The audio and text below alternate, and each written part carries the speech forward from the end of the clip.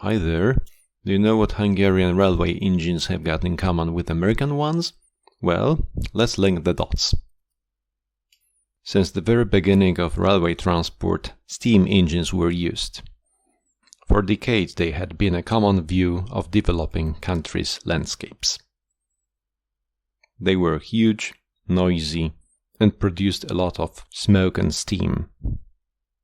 This way, wild American West was conquered in mid-19th century, and finally two coasts were linked by rail. Before the advent of electric railways, diesel engines were introduced. The first diesel engines were widely introduced in the US in mid-1930s of the 20th century.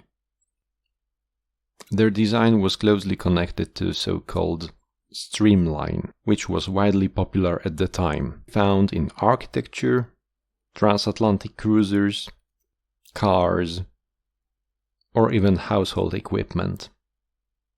But let us go back to railway engines.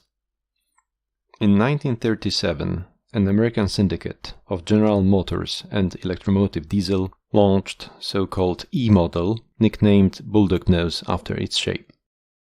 Its silhouette became so iconic that it quickly became a common feature of American dream, sketches, cartoons, and posters.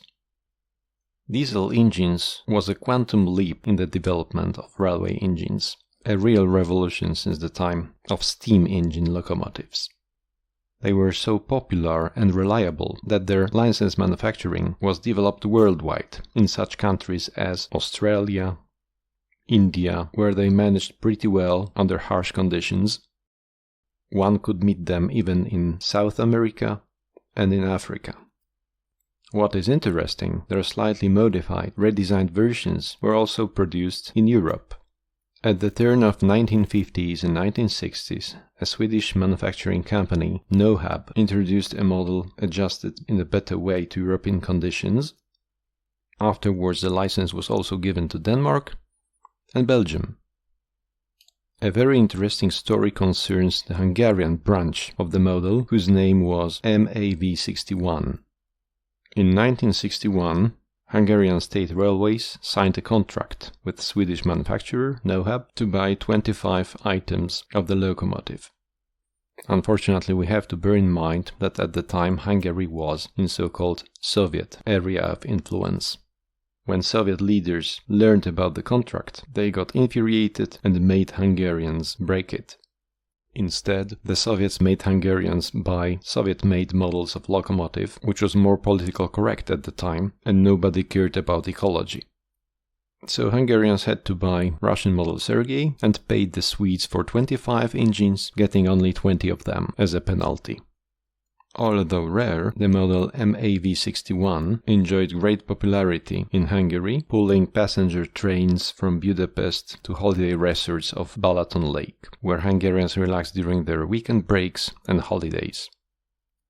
Nowadays, even if they are withdrawn from passenger service and pull only cargo trains, they still evoke warm memories from past decades of teen and student years, and a makeshift of real American freedom in a country governed by communists.